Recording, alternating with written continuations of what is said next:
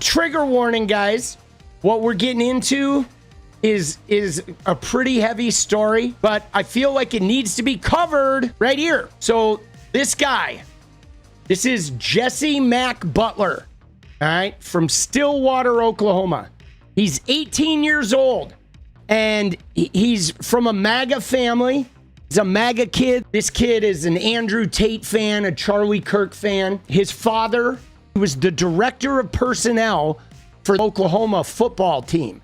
Okay, his dad, Mack Butler. These are the We Are Charlie Kirk. These are the MAGA men. Here's another photo of him after his court date, but this is him. I mean, look at this guy, dude. Look at this guy wearing his fucking whatever leather shoes. His mom over here. There's his sister with a nice iron cross, right? Her belt buckle is like a crusader symbol, like the shit that's on 𝗙𝗙𝗀𝗏𝗃's fucking chest. And I mean, this is them in the court. Dude, so gross. So this guy got charged for rape. Two girls, they were 16. He was 17 at the time of the attacks. He was over 17 when he was arrested. And he ended up facing like 78 years in prison. And yeah, you know what happened though is he got off. No jail time. Gnarly. And why? Because the judge decided to give him this like youthful offender, this rich white MAGA guy with the MAGA shithead football team working Oklahoma State University dad. He gets off. Okay, he gets off. Dude, the thing though that bothers me, guys, I mean, obviously there's endless amount of things that bother me about this. Okay, like the one major thing that bothers me is like, this is why women choose the bear. Okay, because consistently men grape and abuse and they get away with it. They get the top job. Everybody forgets it. Everybody forgives them. Everybody pretends like it didn't happen. Women speak up about it and they get attacked. Why didn't you speak up sooner? You must have done something to deserve it. I mean, there's no justice for what women go through with sex crimes. And then you have these crazy religious zealots trying to get rid of abortion. So if there's a sex crime, they have to then deliver the baby. And like, what the fuck? So the victim serve a life sentence and he gets off literally, yes. So that's obviously problem number one, is just in general, the rape culture in America and complete disregard for women. Number two is the privilege aspect, that this guy, because his daddy is a big wig at the state football, he gets off. Okay, that he gets the deal. He gets leniency. The rich white kids get leniency, whereas if it was a 15-year-old black kid, they'd be trying him as an adult and putting him away for life. Okay, the bullshit white privilege in the judicial system. But the third problem I have with this, guys, is the religious MAGA aspect. This is a MAGA family. Okay, this is a kid that no doubt was in the Andrew Tate, Charlie Kirk pipeline. These are Trump people. These are MAGA people through and through. Bible-toting MAGA people with the rapist kid and no regards for the victims, not even enough honor to, admit the crime and take the punishment and ask for leniency in sentencing. It's like literally, this is the misogynist patriarchal bullshit that gets fed to these guys from Andrew Tate and Charlie Kirk and all these guys, where women are just MRS degrees, second-rate, subservient beings to people. This grape culture, patriarchal shit that's tied to religion and MAGA and, tpusa and all these organizations and people like Andrew Tate is just like, it needs to be replaced with consent and compassion. And, this is why women cling to their bodily autonomy, because they don't want to end up giving birth to Jesse Mack Butler's kid and then having to pay him spousal support if they make more money than him right after he grapes them. It's like so gross, dude. It is so gnarly. In March, of last year, Butler took up with another 16-year-old girl identified only as KS. And that relationship lasted 6 months, but this teenager also said that Butler was aggressive and violent with her and says she went along with all the unwanted sex to avoid being hurt further. This victim also said that one time when she did refuse, Butler strangled her too. But get this, he recorded himself strangling her until she passed out. And lest you think this might be just a he said, she said, police later found that video on Jesse Mack Butler's phone. He recorded it and he had it on his fucking phone. So that's what we call evidence. Jesse Butler pleaded not guilty to everything, as was his right off the bat. He pleaded not guilty. He's literally, think about that, guys. He's got the video evidence of him choking a woman out on his phone, and the motherfucker pleads not guilty. See, that's what I'm talking about, where I'm like, bro, that shit is not okay, man. It's like, fine, you fuck up, you commit a crime, own it. Own your shit. Like, come on, man. But in the coming months, for reasons that I will not pretend tonight to understand, the DA's office struck a deal with Butler's lawyers to change his status from adult to youthful offender. The victim's families begged the DA, please do not do that. Please, no. But in July, a judge decided to sign off on this. By the way, I mentioned there were 10 counts before, but by August, there was one more. So the grand tally now stood at 11. The new count was for violating a protective order, which, oh my God, facing 10 felony counts and violating a protective order should have been a hell of a red flag for anybody, somebody. But the very same day that happened, Butler was sentenced to 78 years in prison, which sounds like a fitting punishment for somebody who nearly kills 2 teenage girls and rapes them repeatedly with all sorts of things. But as a youthful offender, Jesse Mack Butler was also entitled to special treatment, like a rehabilitation plan, which was drawn up by the Oklahoma Office of Juvenile Affairs, and that plan was presented to the court last week. This new punishment. Look at that. 0 jail time. He got 150 hours of community service. Guys, I got more community service than that for a DUI, bro. No jail time. Because again, his daddy was a football director of operations.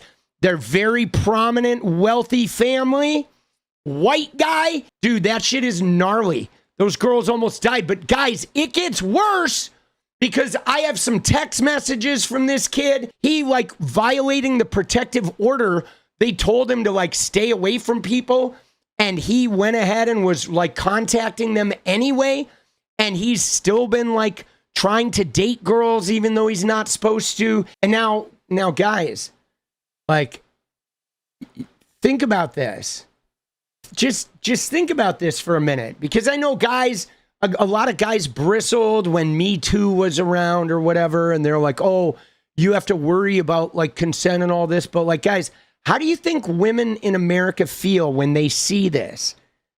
Where over and over again, somebody has video evidence of them raping and abusing a woman on their phone and they get no punishment.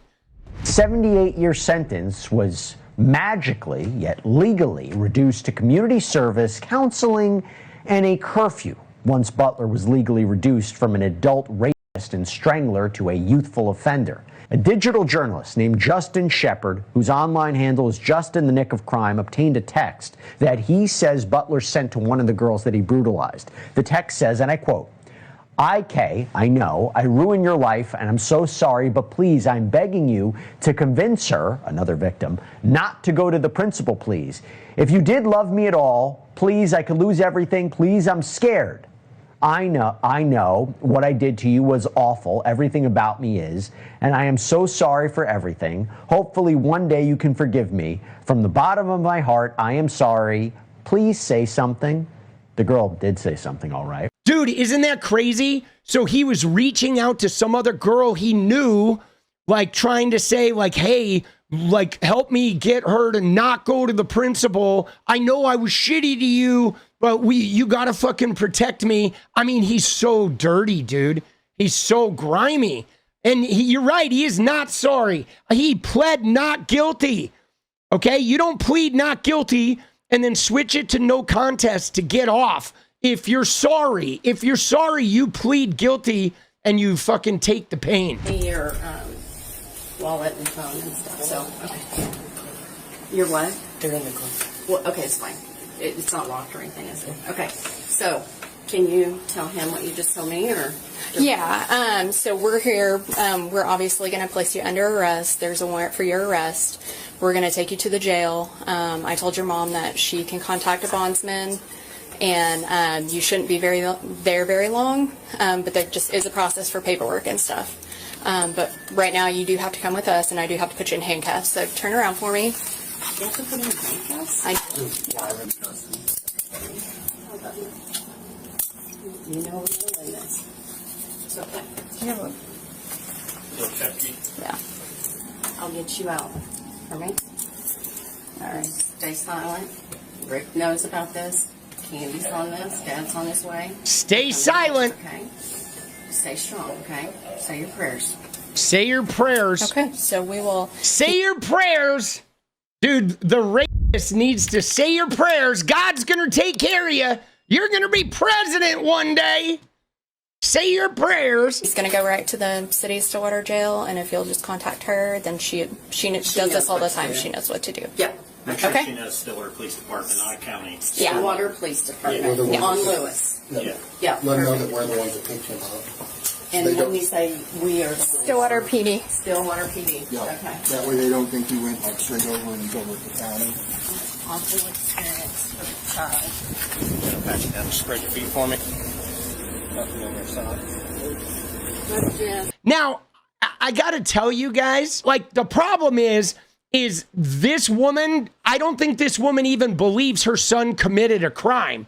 Her whole thing is just about getting him off, and he didn't really do it, and these girls are being unreasonable. I mean, you can even see from this behavior where she's like, don't say nothing.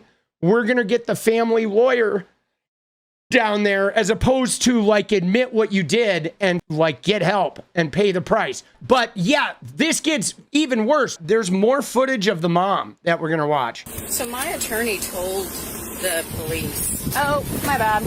that we would bring him in. Did you not get that message? I did, and I called back, and I never got a call back from him. When did you call him? Because he's called you several times too, he said. I've only had one voicemail from him, and I called him back after that. You see that? The mom is like, she's miffed that like, oh, we were supposed to be able to bring him in. She's trying to like fish with this officer of like, I had arranged with someone for us to bring him in because they're from a prominent family, and she didn't like the fact that he got arrested. You didn't tell him you were doing this today. Probably the attorney? Yeah. No.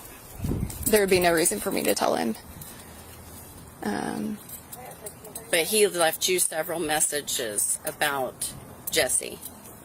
He left me one message, and I returned his call, and he didn't call me back. So that I took that generally. I don't want my client to talk to you. So when I return the message and then it's not, he doesn't make any effort to call me back, that's kind of what I have to go with. Okay. Dude, she's such a, like, right? She's such a smarmy.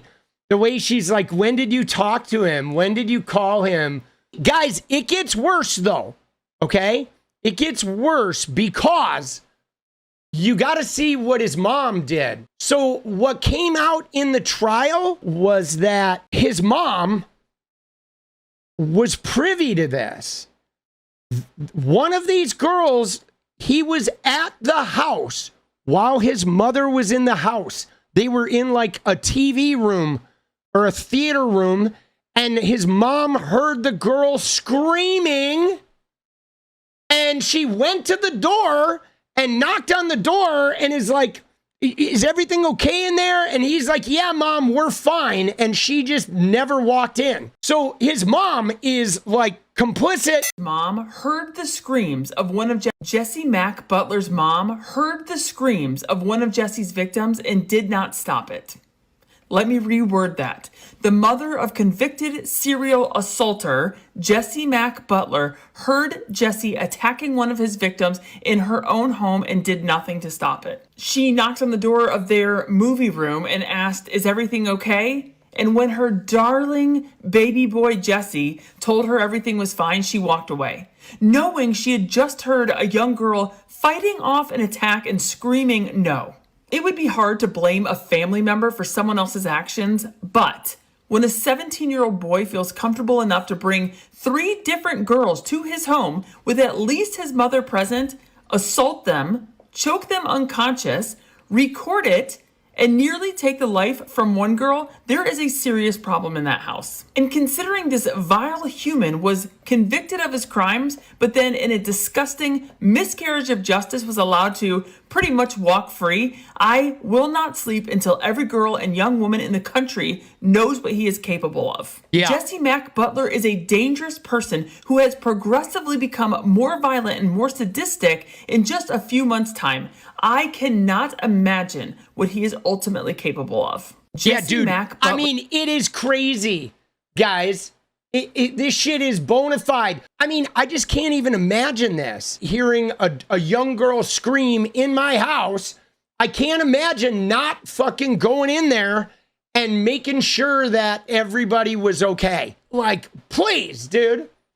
What the fuck are these people doing? The deal that I have with this, guys, is this. We have these MAGA people, this right-wing Trumpist shit to attack the LGBTQ and especially transgender people and trans women. But at the end of the day, guys, at the end of the fucking day, the most dangerous thing to a woman out there is a MAGA man. Okay? Plain and simple. The most dangerous thing there is for a woman in this world is a MAGA Trump voting man. The rapists and the domestic abusers, they are almost uniformly religious MAGA men. It is like 96% or something like that. They are the most dangerous thing. This is why the women choose the bear, guys. And it is so toxic. The misogyny and the male privilege and the belief that like men don't need to be accountable for their actions and the belief that women are just vessels for birthing. I mean, it's gross, dude. It is gross. And yeah, it's in the Bible. I mean, the Bible is gnarly when it comes to that shit. It is weaponized insecurity. It is shame. Dude, it's huge amounts of sexual shame with like power afforded to the men and no responsibility, weaponized insecurity, a sense of entitlement, and indoctrination that makes women secondary, birthing vessel type objects. And this idea that a man is allowed to take whatever, no concern about consent. I mean, think about this, guys. Religion itself does not believe in consent. When you're a kid, if you're born into a religious family, there is no consent, guys. They don't get your consent before they force you into religion. They don't have to wait until you are of consenting age to consent to be taken to church or forced to go to Sunday school. You have no consent. Your entire religious worldview is pressured and placed on you with no fucking consent, often with physical punishment attached to it, like brutal shit. It is like there is no consent in religion. It's not even a fucking thing, man. It is all about obedience, yes, obedience and subservience and submission. Okay?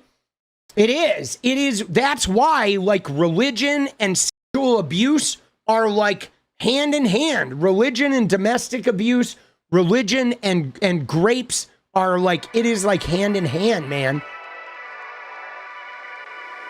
What is up, guys? Thank you so much for watching. You like the video, you want to support independent resistance media, you know what to do. Drop that sub, hit the like button, and please share it. And we do love our members, so if you want to become a member, it's another really great way to support. Thanks again for everything, guys. I'll see you next time. Let's go.